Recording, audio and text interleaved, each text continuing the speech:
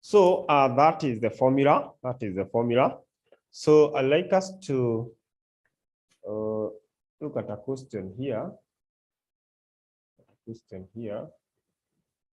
Already, it's my expectation that everyone is able to access all the past paper. In fact, you can see that we have the past paper from 2015 to 2023, and the link is attached. The link is attached in our WhatsApp group description. So just check from May 2021, question 1, May 2021, question 1. Then,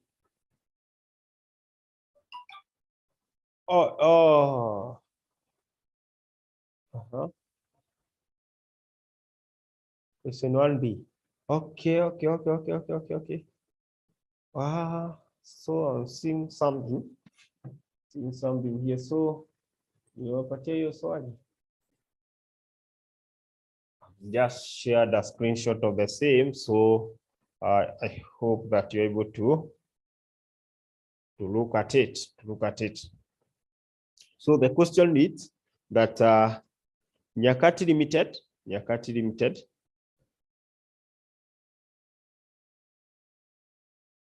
Okay, part A, hiyo nitawapatia kama assignment.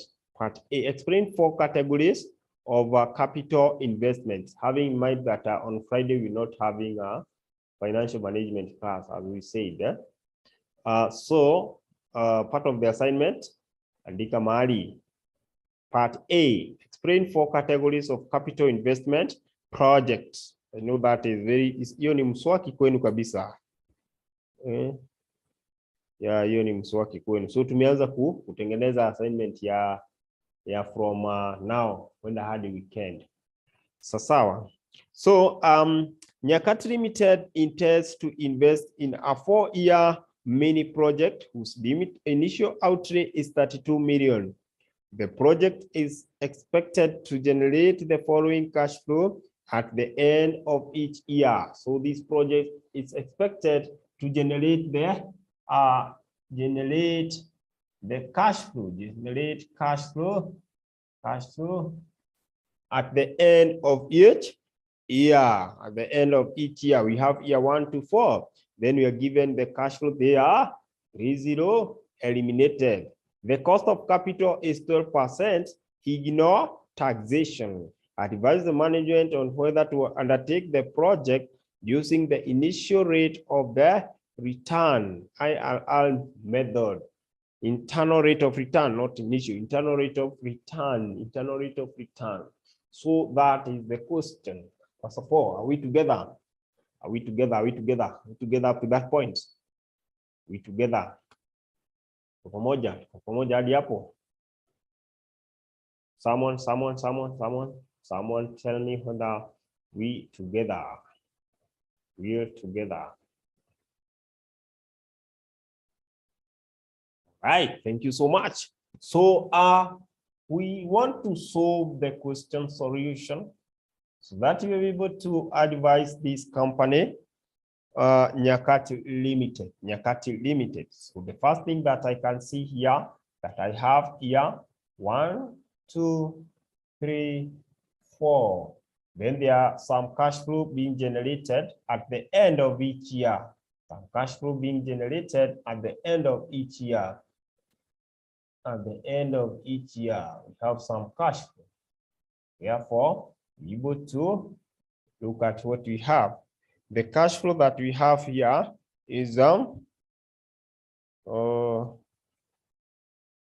flow that we have here is, the first one is 12,000, 15,000, 9,000, 6,000. You can see that. Hope you can see that. 12,000. Or why can't we arrange them in a vertical manner? Why can't we arrange them in a vertical manner so that we are able to discount this? Can discount to get the present value. It depends. 1, 2, 3, 4. And remember, shillings are in thousand cash flows. Cash flow for year 1, we have 12,000. Year 2, 15,000. Year 3, we have 9,000. Year 4, we have 6,000. 6,000. So we get the, first of all, tell me, which type of cash flow are these? Regular or irregular? Which type of cash flow are these? Regular or irregular? Remember, for them to compute IRR, we are comparing this with or equating this with 0. Irregular cash flow, therefore, we use PV 12%. PV 12%. You can use a table or a calculator So the formula for PV is 1 plus R raised power negative N. Hii hufai kusahau hii. Hata ile ingine ya PV hufai kusahau tafadhali. So give me this for the first year. For the first year, what will be our PV 12%? First 1 year, PV 12% 1 year. Inakuwa ngapi? Inakuwa ngapi? I showed you how to use the table. I showed you how to use a calculator. The calculator, you insert, you plug in the formula, 1 plus R is power negative. And for instance, in our case, R is 12%. Therefore, I'll be having 1.12 raised power negative 1 for the first period, who is giving us something, And for the table, I told you for the table which is found at the end of every financial management paper, there are some rates here. There are some rates here, and at the row we have some rates, and then we have years in the column, under the column, years under the column. So you check, if you're dealing with 12% here, just come here to year 1. The intersection is what you read. Thank you very much. Class is giving us 89, 0.8929, 0.8929. That is very good. Then 0.7972, 0.7972. We're doing great. What about the third one? The third one in GAPI, 7118, 0.7118. If you use a table, if you use a formula, you get the same thing. Remember, for the formula, you have to convert to whole decimal places. What about the last one? The last one,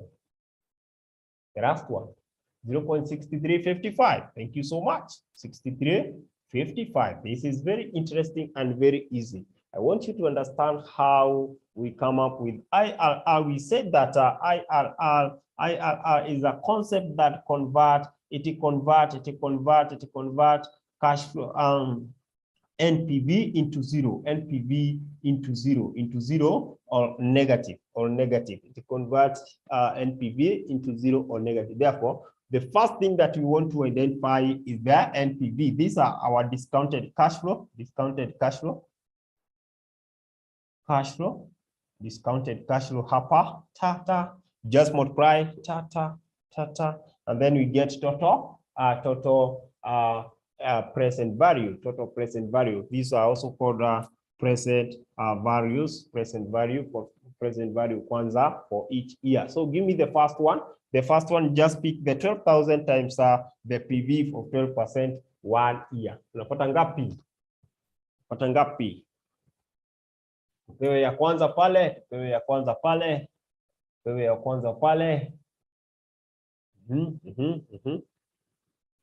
We would like to get the first one. That is 12,000 times 0.89. 29. Let's engage our calculator very fast. So that we're able to understand these concepts. 10, 7, 14.8. Thank you so much. 10, 7, 14.8. 10, 7, 14.8. Thank you so much, Miri Sarome. Let's move to the next one.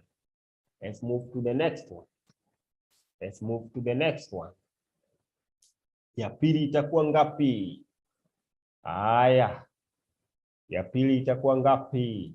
13,393.5. 13,393.5. 13,393.5. 13,393.5.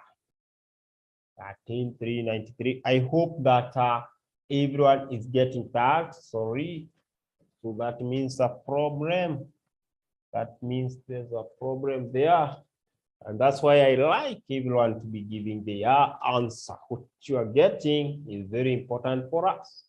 It's very important. Just taking 15,000 times 0.7972. Unapata ngapi? 11,958. Go with 11,958. Thank you so much. Thank you so much. Move to the next one. Tuende kwa hiyo ingine tuone tunapata nini.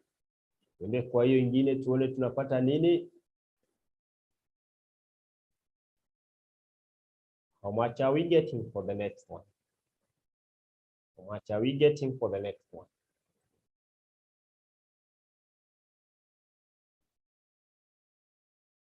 Let's engage our calculator. 9,000 times 0.71, 18. 6402.2. 6402.2. Cause this 0.0. Okay. All right. We're almost there. We're almost there. Then we begin then 3813. 3813. 3813. That is very good. Let's get the total. Total discounted cash flow. Total of these. Total of all these. Add. Pata ngapi? What will be the total? The total.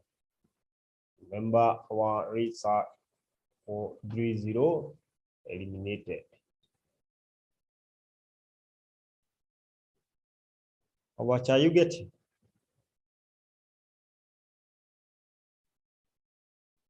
Yeah. But hiyo total hapo. That not 64, but 6406. This 6406. Thank you so much. 6406. 6406. Thank you so much for that correction. Thank you so much.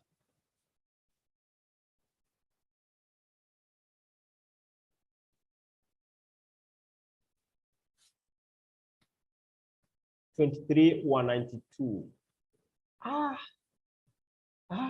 We're getting different answers here. I want to see some people giving us some answers. Keras amepata yake, tupate mwingine. Hizi kuwa itakuwa hivyo kweli. Hiyo already ni 6,000 Keras. Keras kuna kitu umeacha. Salome, kuna kitu mnaacha. Mimi nikiangalia hii ni 10, hii ni 11, hii ni 6, hii ni 3. Hapana. Kwani mnatoa? Are you subtracting? Hii ni 10,714.8.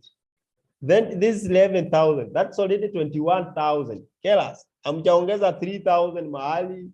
I don't know. Can you check? Check.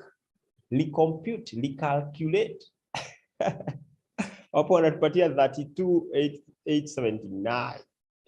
32,879. Sasa nataka mtu wa pili ili tusonge mbele. Kwa sababu unaona watu wote wako na tofauti. Can you engage your calculator? Pole. Bila haraka. 10,714.8. Thank you. 32,892. 32,892. Remember, our figure is under 30 eliminated. Now, can we get the NPV? NPV at lower rate. NPV at lower rate. Remember, our rate is 12%. We are calling it lower rate because already next rate we shall be looking at a higher rate so that we're able to get a negative NPV or 0. So NPV, to get NPV, is we get our present value, total present value, 32,892. 32,892 minus 32,892 minus. Utatoa nini? Utatoa nini? Because the formula of getting NPV, present value minus initial outlay. Now, somebody to give us the initial outlay provided in the question. What is our initial outlay as provided by the examiner? Just read the question again. Of Nyakati Limited. Of Nyakati Limited. What is the initial outlay? What is the initial outlay? Mary is giving us 32,000. 32,000. Of course, that is the correct figure. 32,000. 30 eliminated. So my NPV will be 892. 892. First, there's something I want to show you here that you see already now we have NPV of the lower rate. And already we know our lower rate. Lower rate is 12%. See? Lower rate, 12%. Whatever that we are remaining with is how do we get higher rate? How do we get higher rate? How do we get another NPV? And the NPV that now we ought to get, we use a trial and error method to get an NPV. And are we expecting a positive NPV now or a negative NPV? That's a very nice question. Are we expecting a positive NPV or a negative NPV? Let me hear from you people. Are we expecting a positive one or a negative? Negative. Yes. Yes. Thank you so much. Thank you so much. Thank you so much. We are expecting a negative NPV. And for us to compute that, we use trial and error method. Trial and error method in order to obtain a negative or zero. Negative from the rules that I gave you, the steps. You see that if we have a positive here, now we have to find a negative NPV. Now for that, which rate do you think we can pick? Here you guess the rate. You guess the rate. Already we had 12% given by the examiner, and that one we can term it as the lower rate because already it has given us a positive NPV. This rate, 12%, it has given us a positive NPV. Now we want to choose a rate that probably will give us a negative NPV. Which rate do you think we can pick? You can maybe guess through a chart or such. So, which rate do you think we can take? Ila tutachukua rate gani? Haya, watu wewe Keras ameamua tuchukue 70, 30, 20. Aha. All right, good. In most cases, when you are computing any question to do with IRR, when choosing the rate, you can double the rate given. The rate given by the examiner, you can double it. All let it be close to double. Good. Let's move to with 20. You can move with 20 or we double it. Let's double it. We use 20. We use 20. The rate was 12%. The rate was 12%. The rate was 12%. You can use 24 or use maybe 20. Let's use 20. Use 20 as the higher rate. Use 20% as the higher rate. The higher rate. Great. Now we shall repeat the process of computing the NPV because we want to see whether we shall get the negative NPV. So here 1, 2, 3, 4. Then cash flow Z2 0 30 eliminated. Still the same 12,000, 15,000, 9,000, 6,000. Great. Then we move here to our PV 20%. Give me the first one now. PV ya kwanza ni ngapi? PV ya kwanza ni ngapi? It will be 1.2 raised to power negative 1. Ama uangalie table direct. Tupate ya kwanza. Let's get the first one. Let's get the first one. Let's get the first one. Hakuwa ngapi?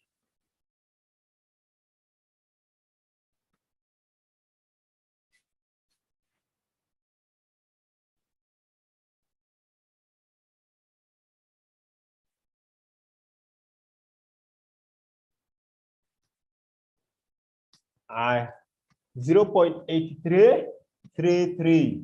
0.8333. Thank you so much. What about the second one? What about the second one? What about the second one? Ya pili ni ngapi? 69.44. 69.44. 69.44. That is very good. That is very good. You're doing well. What about the third? 57.87. 57.87. 57.87. Na hii difference imekuwa kubwa sana ama iko tu sawa? Tunaangalia unaona sawa. Let's move to the next one, the last one. I hope ya 2 years ni hiyo. 48.23. I've seen the pattern. 0.48. I've seen the pattern now. 23. Range kubwa, range kubwa. Sawa. So nyingine inaweza kuwa inakaribiana hapa. Then we get the discounted cash flow. Discounted cash flow. So year 1 tunapata 12,000 times 0.8333 ni ngapi? Discounted cash flow zetu sasa. Discounted cash flow zetu ni ngapi? Tupate ya mwaka ya kwanza 9999.6. 99.6. Thank you so much. What about the second one? Thank you so much, Keras. So much. Haya, tusonge tena. 10,416.67. 10,416.67. 10,416.67. All right. All right. The third one, where our readies, our readies wako wapi? That is very nice. That is very nice. It's very nice. 5808.3. 5808.3. The last one, but not the least. The last one, but not the least. Tutapata ngapi? Tutapata ngapi pale? We are almost there. This is very interesting. This is very, very interesting. Ya mwisho sasa. Ya mwisho sasa. Tunapata 2893.8. 2893.8. I want you people to see what is happening here. You see, the higher the cost of capital, the lower the discounted. Year 3 ni 58. Oh, okay, Salome, thank you. Thank you so much. Anatuambia year 3 ni 5208. Can everyone confirm that? Can everyone confirm that? 5208.3. 52, not 58. I mean, that is very good. You have been of great help to all of us. All of us. All of us.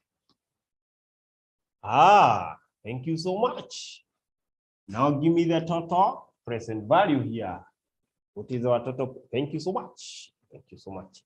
Ni vizuri unaifanya. Ifanye mwenyewe kabisa. wewe usiende na figa zenye, unajua mimi naenda na figa zenye mnanipatia. So just do it. Uifanye kama venye ungeifanya kwa mtihani. Sawa? Patie totals. Toto itakuwa ngapi? Toto itakuwa ngapi tafadhali? Toto itakuwa ngapi?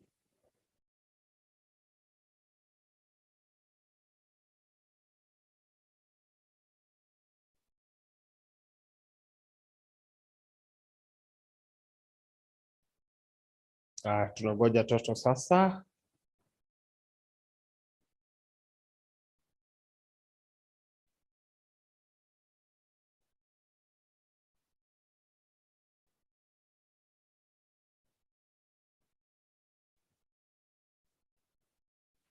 Aha. 28,518 points. Matter of point, 28,518.37. 28,518.27. 37. 37. Sawa. Now let's get the NPV. NPV will be equal to present value 28,518.37 minus 32,000. This is very interesting. Very interesting concept. Very interesting concept. Unapata ngapi? Unapata ngapi kama our net present value? Net present value. Of course, tumeigonga kabisa. Naona inatupatia negative where we wanted. We wanted to get a negative. That is very, very good. Ukicompute ukute haijakupatia negative, you repeat, you try a higher cost of capital, a very higher cost of capital, 3481.63, 3481.63, which is a negative. That really work for me. That really work for me. Now I have everything. I have the higher rate. I have the higher rate. I have the lower rate. I have the difference. I have two NPVs. Now I can comfortably use my formula. I can comfortably use my formula to arrive to my IRR. And just here I come and say IRR is equal to lower rate into decimal 0.12 plus NPV of the lower rate. Ilikuwa ngapi? NPV ya lower rate ni ngapi? Class. NPV ya lower rate ni ngapi? I want you to look at it in that angle. Ilikuwa ngapi? NPV yenye lower rate ilipatia. In our case, lower rate tumeona ni 12%. The one that gave us a positive NPV. So ilikuwa ngapi? Ilikuwa ngapi? This is very interesting. Very, very interesting. How much was the NPV for our lower rate? 892. That is very true. 892. 892. Divide by, remember the difference. Difference in NPV. Difference in NPV itakuwa ngapi? Ile ya lower rate 892 minus 3481.63. Minus inakuwa converted to plus. Utajua vile tutafanya. Then this one you multiply by higher rate 0.20 minus 0.12. Higher rate minus lower rate. Sasa si mtu atupatie IRR yetu ni ngapi sasa? IRR yetu ni ngapi? IRR yetu ni ngapi? We would wish to get somebody giving us the IRR of the season. The IRR of the season. The IRR of this company. The IRR of this company. We want to advise the company. We want to advise the company. We want to advise the company.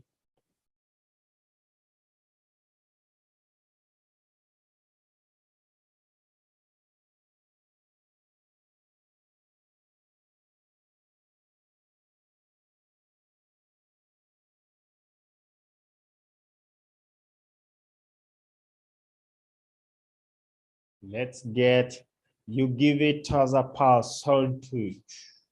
IRR is measured as a percentage. Measured as a percentage. Wacha tuone tunapata nini. Wacha tuone tunapata nini.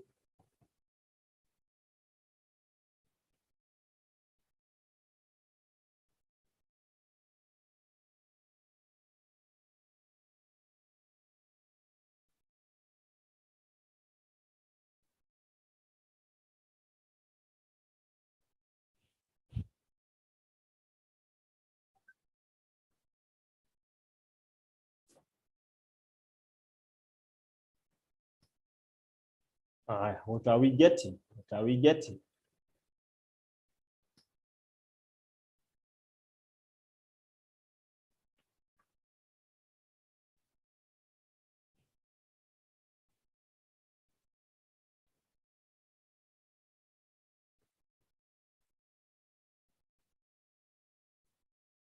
Make sure that unaifuatilia vizuri.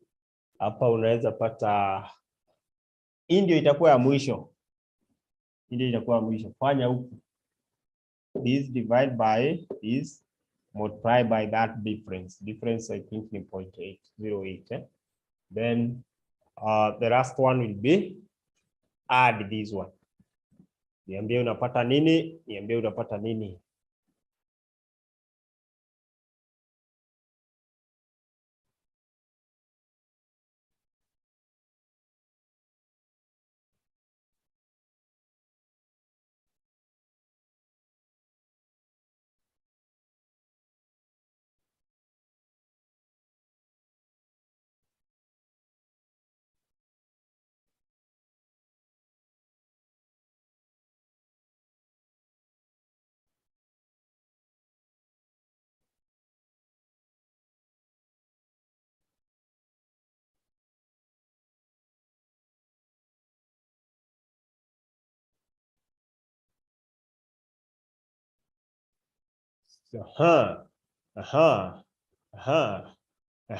That is very good.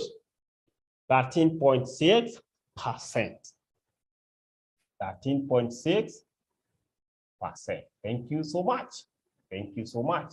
That is our internal rate of return. Internal rate of return. Now, decision rule, when we're making decision, when we want to advise the company, we check at this, we compare with the rate given by the examiner. The rate given by the examiner was 12%. If the IRR is higher or is greater than the cost of capital, you advise them to accept the project. What am I saying? That if the IRR is greater than the cost of capital that was given in the question, you advise them to accept the project. So just say, if IRR is greater than cost of capital, we accept the project. If IRR is greater than the cost of capital, we accept the project. That is one, acceptance rule number one. Then acceptance rule number two, if IRR is less than the cost of capital, we reject the project.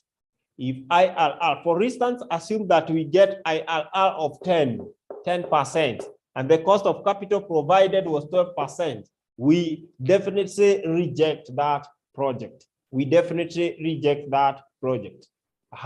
Then the acceptance rule number three, you say, if IRR is equal to the cost of capital, if IRR is equal to the cost of capital, you may accept the project. You may accept the project. So those are the three rules. If it's greater than the cost of capital, accept. If it's less than the cost of capital provided, you reject. If it is equal to the cost of capital, you may accept the project. You may accept the project. That is the way we measure, and that is the way we are able to do the decision, to make our decision, So are we together? Have you understood? Any question? Any question in regard to that? Any question in regard to that? IRR always equate NPV to 0, NPV to 0, the first thing. So the estimation of the rate is just helping us to get a negative NPV or 0. If we could have gotten 0 there, it's also okay. Also okay, either negative or 0. Negative or 0. Kuna wakati unaweza hesabu kute hii umepata 32,000. So 32,000 minus 32,000 get 0. It's okay. Either you get a 0 or a negative. That is our objective. So you can see the higher the rate, it reduces the total present value. The total present value is reduced because the cost of capital is very high. The cost of capital is very high each year. Each year. Tuko pamoja? Are we together? Are we together? Are we together? Are we together? Regarding IRR. Tuko pamoja? Tuko pamoja, tuko pamoja, tuko pamoja, tuko pamoja. I would like to know whether we are all together. All of us should be together. We should sail in the same boat. Thank you so much. So I would like you to go and check November 2015 question number 3. You go and check that, try and do it. November 2015 question number 3 before we go to the next part. So remember, we are building up whatever that we'll be doing over the weekend. And over the holiday. Yes. So far tuko na maswali mbili, yeah. We are building up. Have you noted those 2 questions? Hope you have noted the 2. So let's go to the next technique that is known as a profitability index.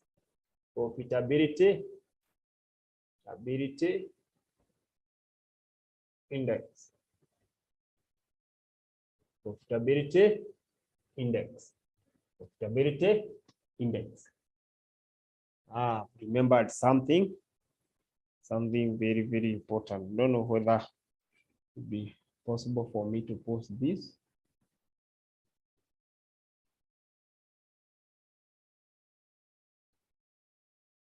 We have said assignment here in November 2015. So let's proceed. We've said profitability index. Profitability index is our next technique, and it is presented by PI. Profitability index. PI. So you say profitability index will be equivalent to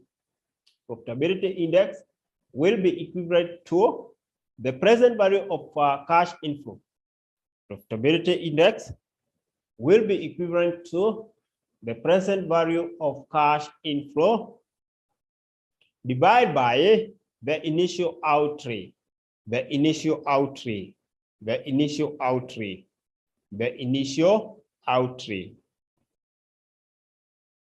Profitability index will be equivalent to the present value of the cash inflow we divide by the initial outlay. Yani hiyo ni rahisi kama tunavyosema. You say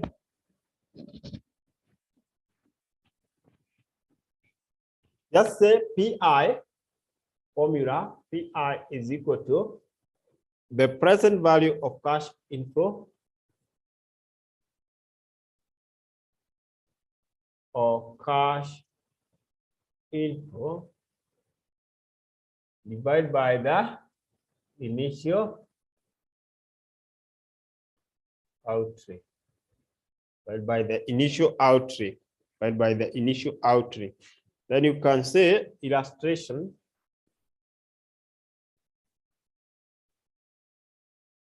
Determine the profitability index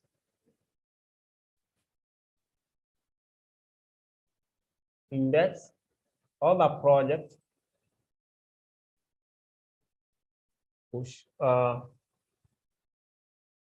whose cash flow is 21 million, cash flow is 21 million at a rate of 12% with an initial outlay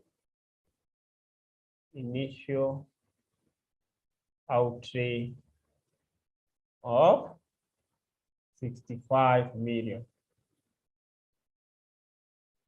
65 million. 65 million. So we determine the profitability index, and remember what we said, that under profitability index, this is an index, so you equate to 1. You always equate to 1. You equate it to 1. Equate it to 1. So if you get 2 point something, equate to 1. You say it's to 1. So you are looking against 1. So you are comparing it against 1. Kama vile sasa kwa our IRR, we are comparing it with the previous cost of capital provided. Now for the profitability index, we compare it with 1. Ukipata maybe profitability index iko juu ya 1, accept the project. Pata iko chini, reject the project. Pata inatoshana, you may accept. Haya, sawa sawa. So in our case, we have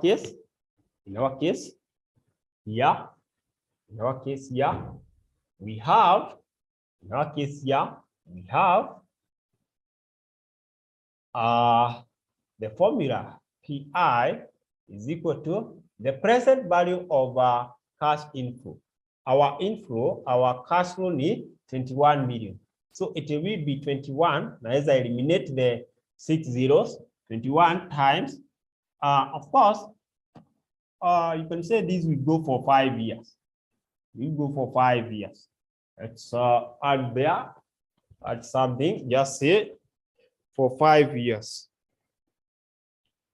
This one should go for 5 years. Add that, your timing. So profitability index will be equal to the cash flow 1 PV FAR. This is PV FAR 12%, 5 years. PV FAR 12%, 5 years. PV FAR 12%, 5 years. Divide by the initial outlay, which is 65.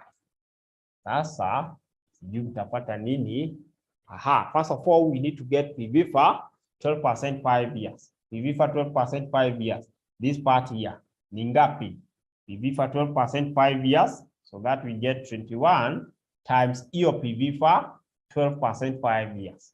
You can use a table, you can use a calculator. PV FAR 12% 5 years, napata ngapi? PV FAR 12% 5 years, 3.6048. Thank you so much. 3.6048. 3.6048. Then this one divided by 65. Now with that, you can give us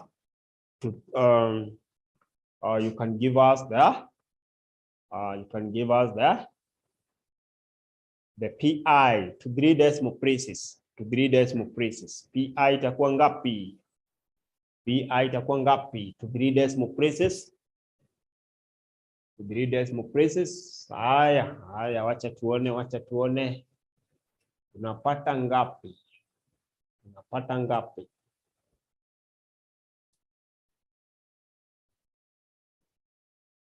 Haya, Salome yako na swali. Nauliza. Haya, Keras already amepata. Salome anatuuliza swali mzuri pale. Why 3.6048? So, if you look at the question here, you have to determine the profitability index of a project whose cash flow each year at the end of each year is 21 million. Therefore, that means that cash flow is regular cash flow. Each year 21 million, each year 21 million, each year 21. Therefore, ndio maana tunaenda kwa hii formula ya PV-FAR. If it was not regular cash flow, we could have gone to PV. Salome, umeona hiyo? Ngenda kwa PV. So, una compute 2 PV for 5 years. Na kera sana tupatia 1.1646. 1.1646. Now this one, you are comparing this with 1. Tulisema, if it is greater than 1, for instance, in our case, this is greater than 1. Ikiwa greater than 1, this is PI greater than 1, accept the project. Higher, PI less than 1, reject the project. PI equal to 1, you may accept. Wow. Are you together? Pamoja hadi hapo. Pamoja hadi hapo. Pamoja hadi hapo sasa. So in our case, do we accept the project, reject the project, or may accept? In our case, tufanye namna gani sasa? We accept the project. Yes. Accept the project because our profitability index is more than 1. More than 1. We go to the next one, discounted payback period. Discounted payback period. Remember, these are now some of the modern techniques, and we looked at the traditional technique where we had discounted payback. No, we had payback period. Now let's see the discounted payback period. It's in connection with the LTV. We shall see how we discount these. How we discount now, and it will become a modern method, a modern technique of appraising the project. Modern technique of appraising the project. So we have here discounted payback period. Discounted payback period. Wow. Discounted payback period.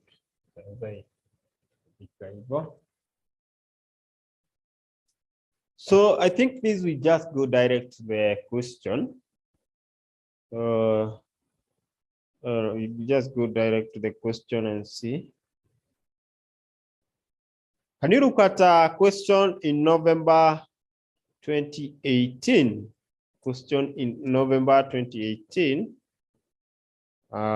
Vizuri tuko na kila kitu hapa. November 2018. Let's look at that question.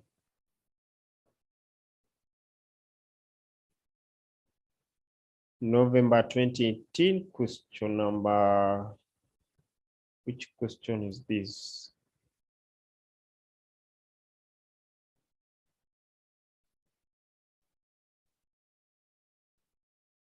Tuangalie swali namba la pili, namba 2. Swali namba ya pili.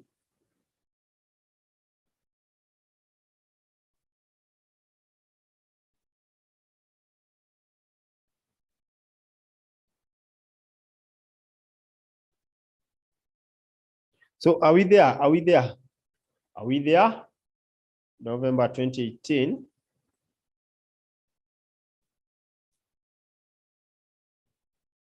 Kwa pale, tumefika pale ama bado?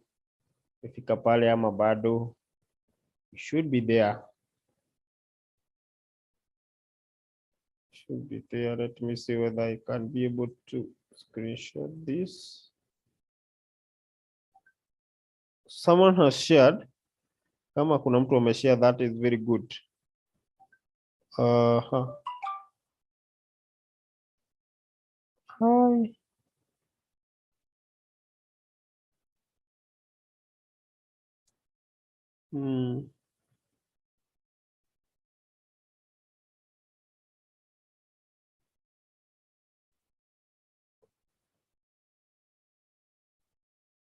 Not really. Screenshot for you.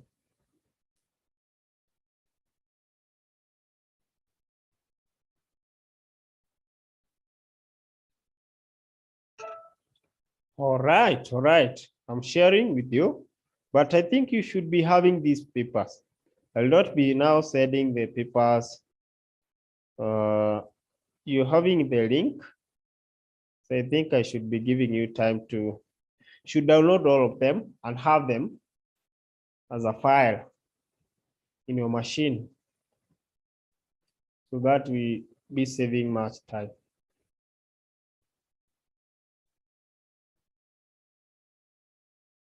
So you're saying November 2018, question number 2. So illustration, November 2018, question number 2. Question number 2. Yes, thank you. There's someone who has just shared. Thank you, Keras.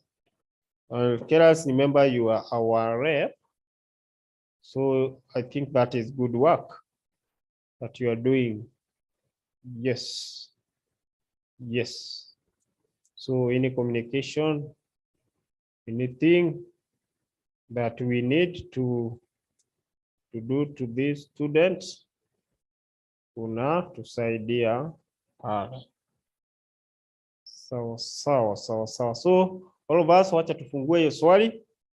We see what we are expected to do. Are we all there?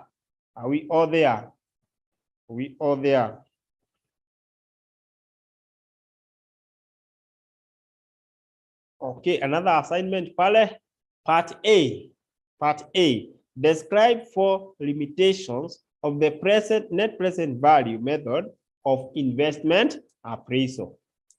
So far we have how many questions for assignments? Kuna question ngapi? Tuko na maswali ngapi so far?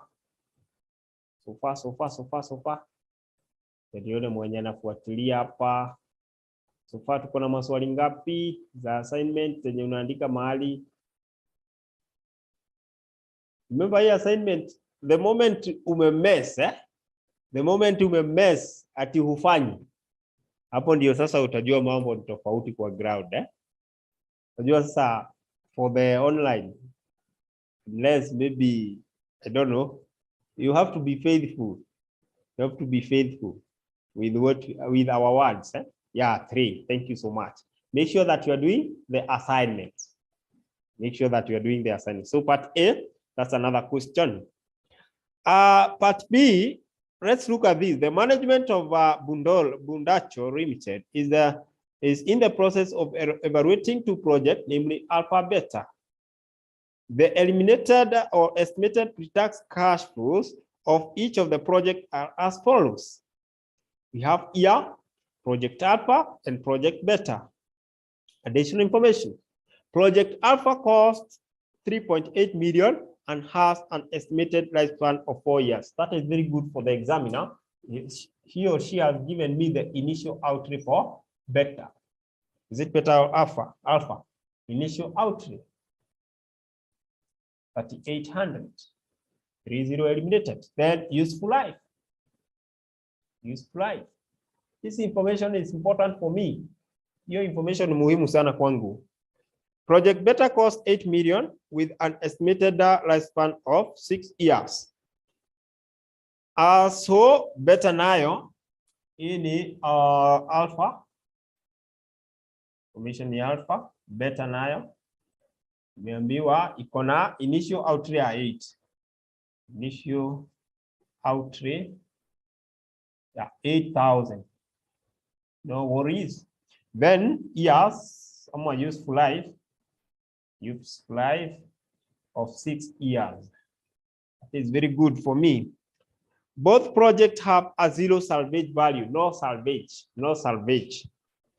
An investment in working capital of 825 would be required irrespective of the project to be undertaken. So each project will be having a working capital ya ngapi? Working capital is 825. So hii inakata close 825. That is the working capital. The cost of capital for the company is 12%. The corporate tax is 30%. Using the discounted payback period method, recommend to the management of Budacho Limited on which project to undertake. Now we want to recommend to this management on which project that they should undertake. Which project they should undertake. The life, useful life ya project ya kwanza ni 4 years, na hii ingine ni 6 years. So I think we can start with the project alpha. Project alpha. Project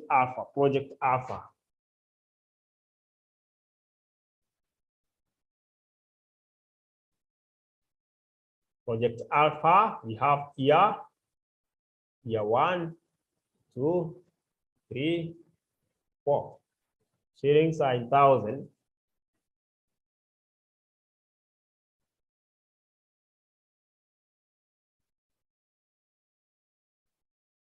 This is very interesting. Now we are given earning before depreciation and tax. Earning before depreciation and tax. Earning before depreciation and tax. And the first one ni ngapi? 2590. 2590. 590. Next one 2880. Ipatieni hiyo ingine ya 3. Ya 3 ni ngapi? Ya 3 ni ngapi? Wacha tuone wenye wanafuatilia. For sure, give you a break of 4 minutes. Aha, ya 3 ni ngapi? Ya 3 ni ngapi? Just check from the question. Check from the question.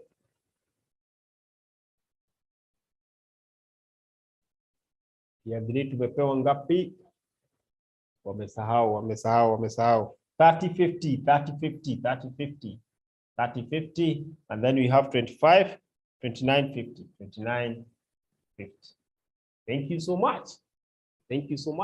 Anytime you have such pre-tax, naona sasa exam na hapa alitumia jina ingine tofauti tu, but so it's the same. Earning before depreciation and tax, pre-tax cash flows. Examiner is a very wise person. Sasa, what we want to eliminate, we want to eliminate tax kwanza, less tax. Na tax rate ni 30%. So utaweka 30% ya hizi zote. So we are having a break of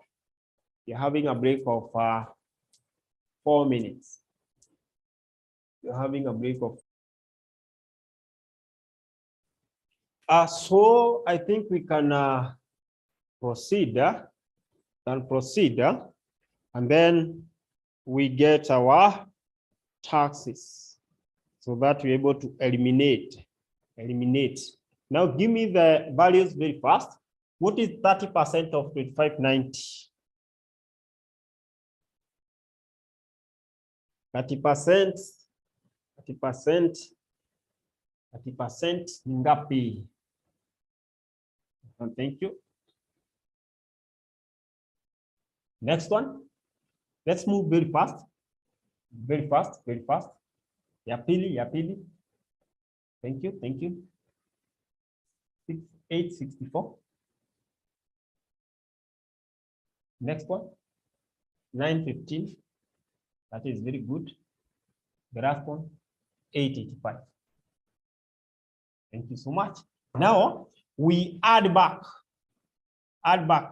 DTS. Niliwaonyesha kutumia DTS. So to get our DTS for this is equal to cost minus salvage, or if you have salvage, divide by useful life. This one you multiply by the tax rate. So it will be, for the first project, we are dealing with alpha project. So 3,800 minus 0 divided by 4 years, then this one multiply by 30%.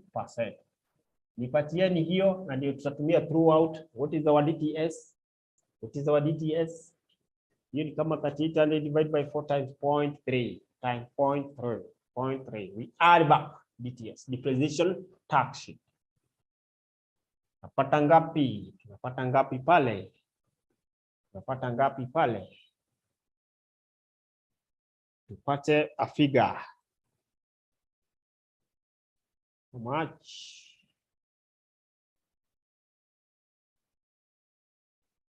That's 800 divided by 4 times 0.3. How much are we getting? Tunapata ngapi? Tunapata ngapi?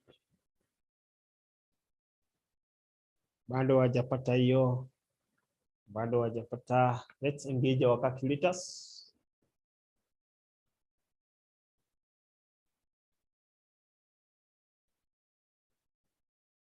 $285 from Liz. 285. Very important for me. So you add 285 throughout.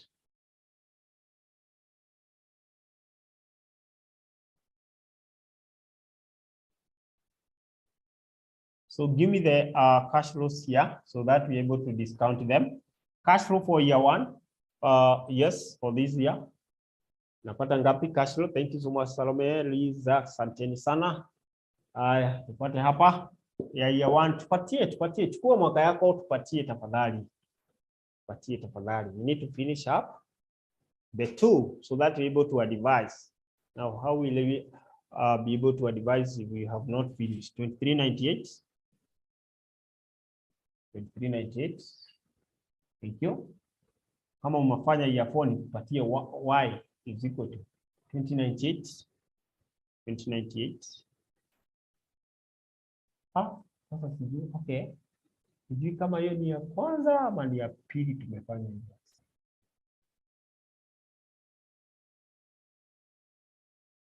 Pepe hii mzuri.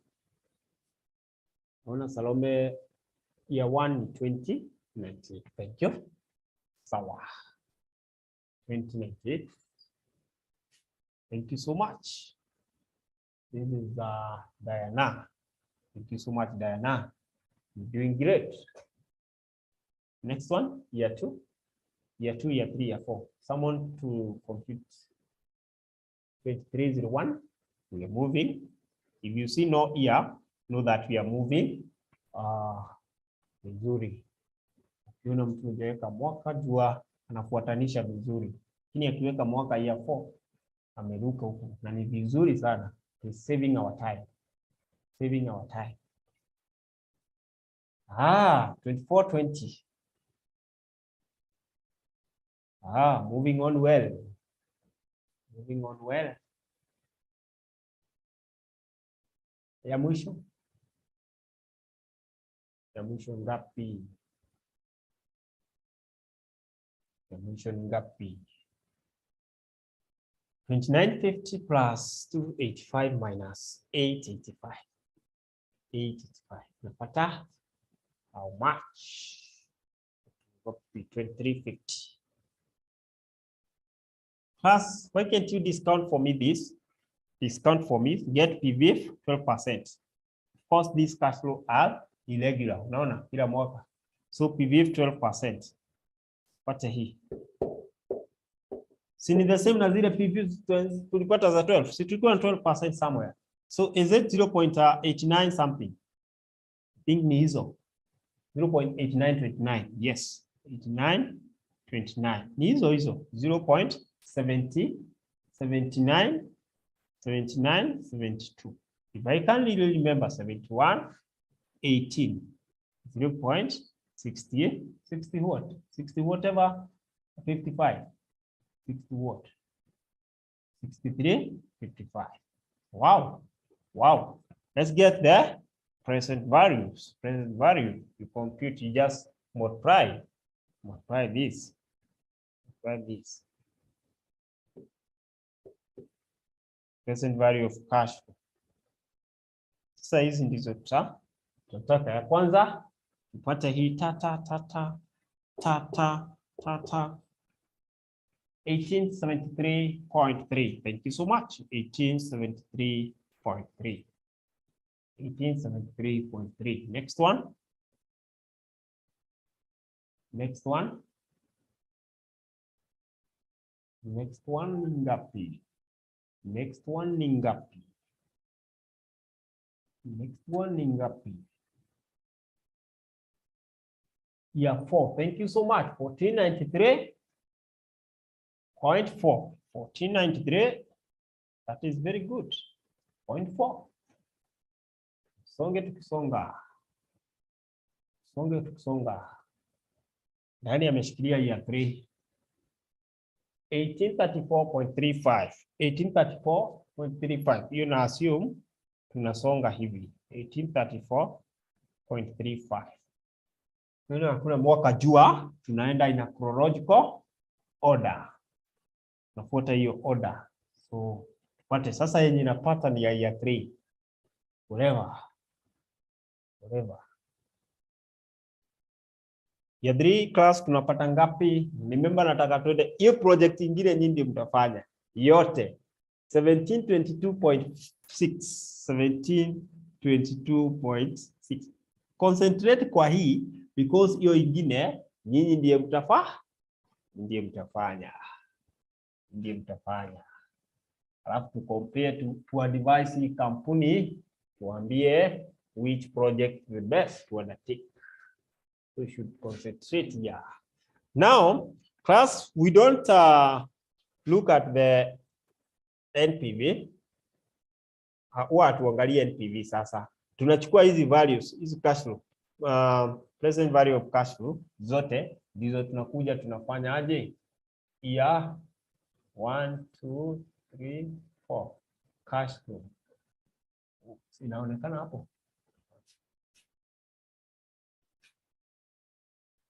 Kani hapo vizuri.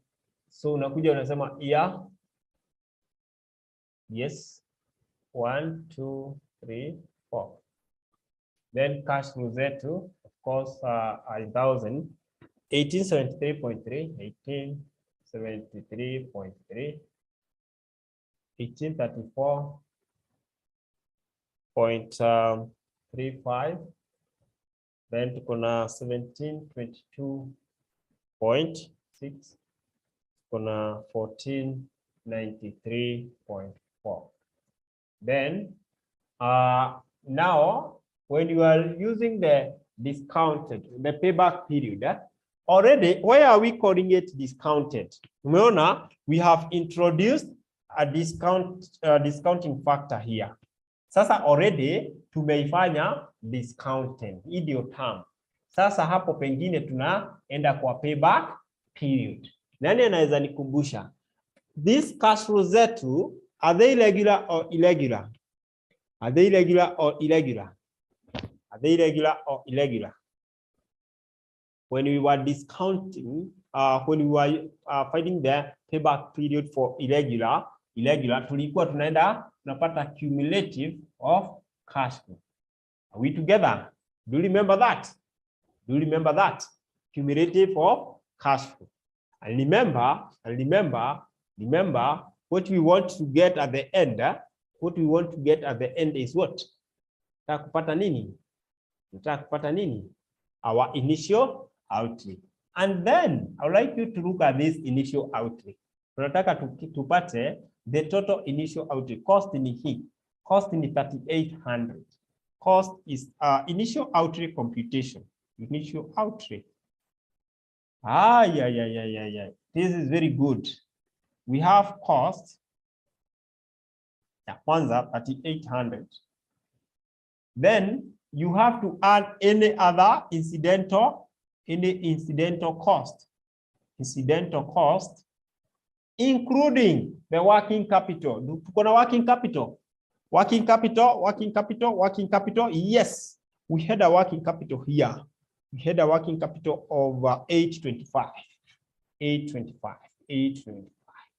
So naona kwamba tunaongeza hiyo tupate our initial outlay. Ni ngapi? Initial outlay for that project ni ngapi? Usisahau hii. Don't forget this one. Initial outlay ni ngapi? Sasa total ya hiyo itakuwa 25 40. This is 646. So we want to get to that point. We want to get to that point. Sasa niambieni, hadi hapo tuko pamoja?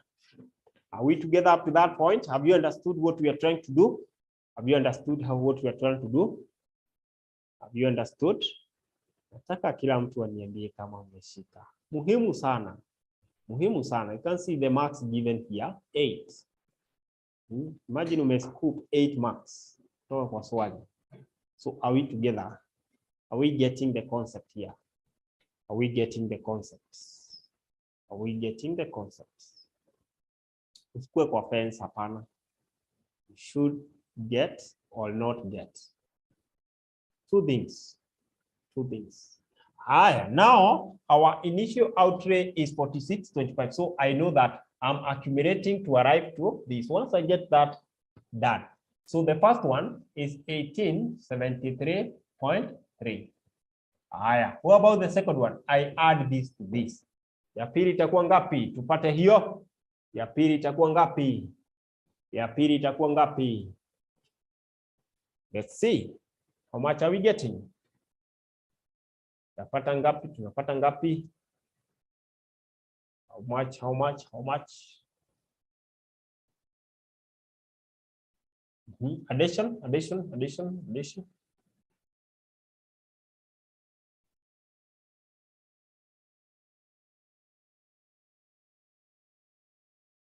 3707.7. 3707.7. Then we go to the other one, the third year. When you add the third year, ikivuka hii, that means sasa hapo ndio tunasimamia. Ikivuka, juu hatutaki ivuke. Ongeza. Hiyo ingine inavuka 4625. Ikivuka our initial outlay, tunasema sasa that's the year that we should stop at. Because that is the year that will give us the total. We shall be recouping our 54. Ishavuka. Therefore, remember what we said, you pick your initial trade ili usikosee, unaweka 4625 ndio our initial, na unasema this is the year helping me, then you get the remaining amount. Remaining amount ni ngapi? Hapa. Yenye imebaki ili tufike hapo. Remaining amount ni ngapi? Wow, this is very interesting. Remaining amount ni ngapi? 4625 minus 3707.917.3. 917.3. And then we said the formula of this, now the payback period. Payback period will be equal to full year 1, 2. Those are the full year 2 plus the remaining amount 917.3 divided by whatever that has really helped us to cover that. Tunapata ngapi sasa? Miaka ngapi? Ni miaka 2 points to 1 decimal place. 1 decimal place is okay. 1 decimal place is okay. 1 decimal place is okay. 1 decimal place. Tunapata miaka ngapi? 2 points. Wow, this is very interesting. Please never forget to add. If there is another cost, for example, working capital, this cost, usisahau kuweka kwa your initial outlay. Ukisahau utakuta kwamba sasa ungewaki na 38, so your difference ingekuwa kidogo, so whatever that you estimate would be wrong. How much are we getting? So that is 917.3 divided by 17.2, 2.5. Thank you so much. 2.5 years. 2.5 years. 2.5 years. Are we now able to do that under project better, and then you compare. Remember what we said, the lower the payback period, the higher the, or you accept the project, or the better the project. The lower the payback period, the better the project. So let's do that for project better. Is that okay? Is that okay? So we are taking the next 10 minutes to do for project better. Let's see who will be the first one to give us the payback period, discounted payback period for project better. Thank you so much. This is very interesting.